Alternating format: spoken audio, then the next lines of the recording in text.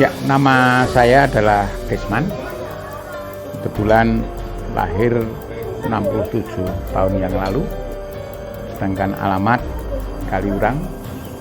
Dari lahir memang ada di Kaliurang. Villa Putih atau yang disebut Omah Putih. Kalau di dunia maya sering terkenal dengan istilah Omah Kuno, kan demikian ya.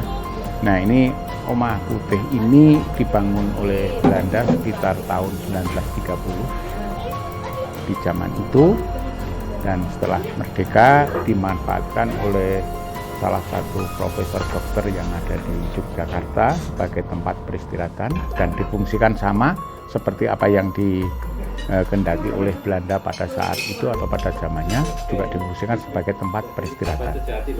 Nah, perkembangan waktu terakhir ini Omah Putih ini dikelola oleh salah satu yayasan itu yang bergerak di bidang pendidikan. Ya, baik dari tingkat sekolah dasar sampai perguruan tinggi.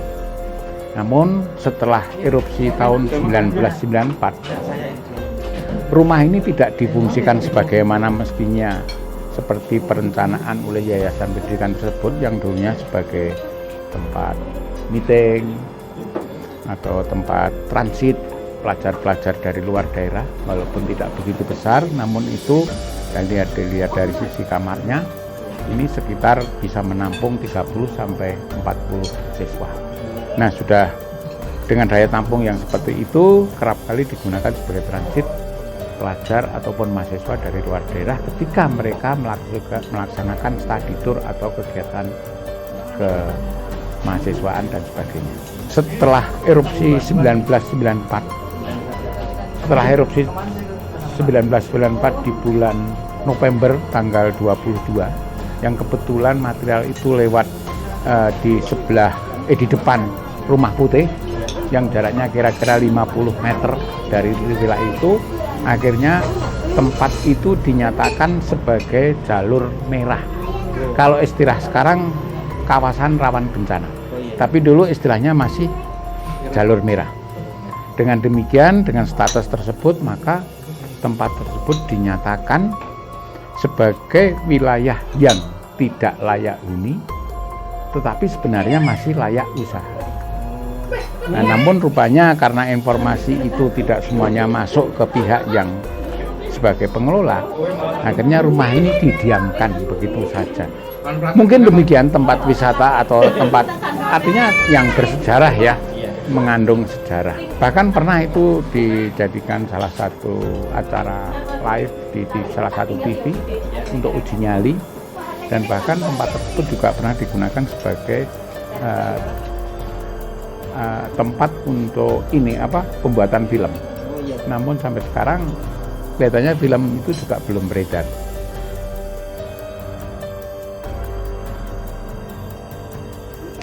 Ya, selamat datang di Villa Putih, pemirsa. Oke, seperti inilah kondisinya. Jadi nanti kita lihat dalamnya ya. Oke, pemirsa, seperti itu. Oke, jadi terus perjalanannya ya.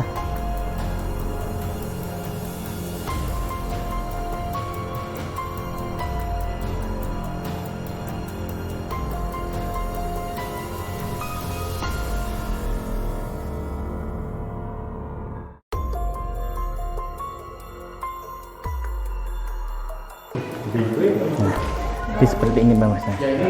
Jadi seperti ini pemirsa untuk tempatnya.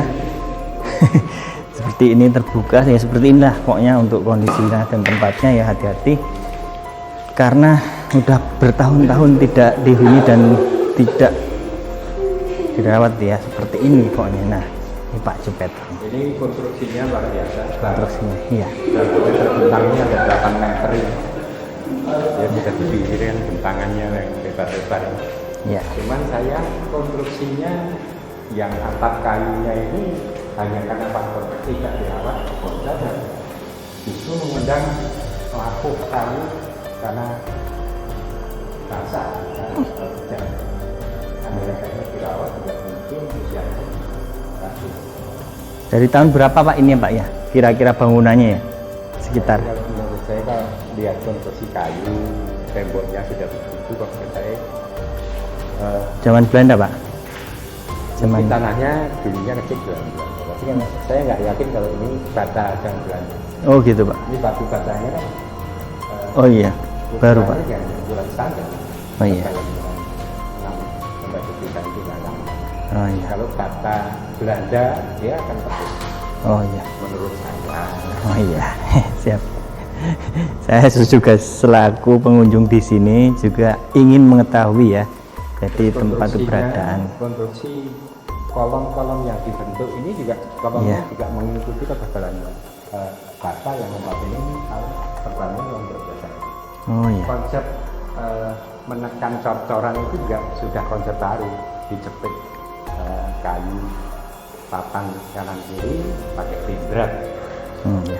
Dengan begitu kira-kira ya era ini paling ya andai kata itu paling tua sekitar tahun 50-an. Oh ya, berarti sangat tua sekali Pak ya, udah saya belum lahir yang jelas ya, tahun segitu ya. masih dalam proses OTW saya Pak. Konsep bangunan bentuk-bentuk apa ornamen ini itu kira-kira ya tahun 60 sampai 60 kira-kira. Terus ketebalan dari lukisan ini juga kita juga bisa mendeteksi oh ini kira-kira konsep sudah model begini, terus ornamen ini belum begitu lama untuk ukuran ya. Oh iya. Iya Pak, kalau jenengan usianya udah iya 67 ya, 67 sama seperti bapak saya 57 56 53. Oh iya, sama seperti bapak saya berarti ya Pak, usianya 53 dari tahun 53, jadi ya usia 67 ya sekarang. Iya sama Pak, seperti bapak saya. Apakah jenengan usia nanti 67 masih ngetril ngono tak?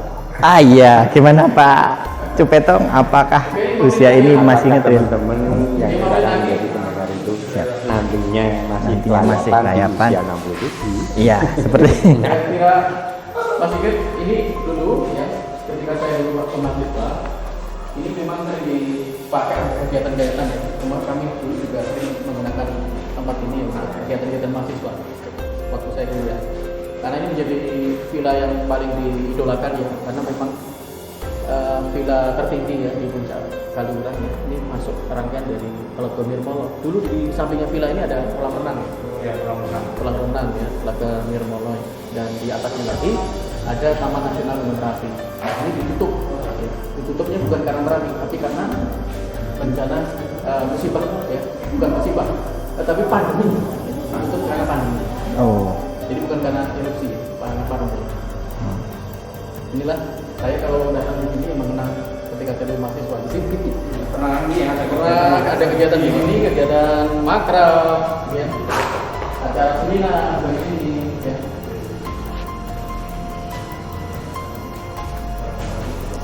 Oke, gimana? Cukup ya? Cukup Pak.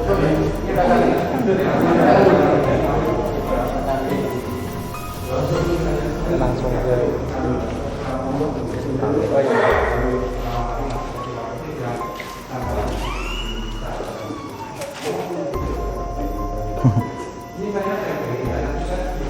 ini pemirsa. Kalau lihat di luar seperti ini. Nah, itu ada aulanya sedikit dan itu juga ada aulanya sedikit. Kalau kita mau lihat ke bawah juga bisa pemirsa. Nah, jadi seperti ini semua. Nah, ini juga tempat wisata yang sangat ya sip lah.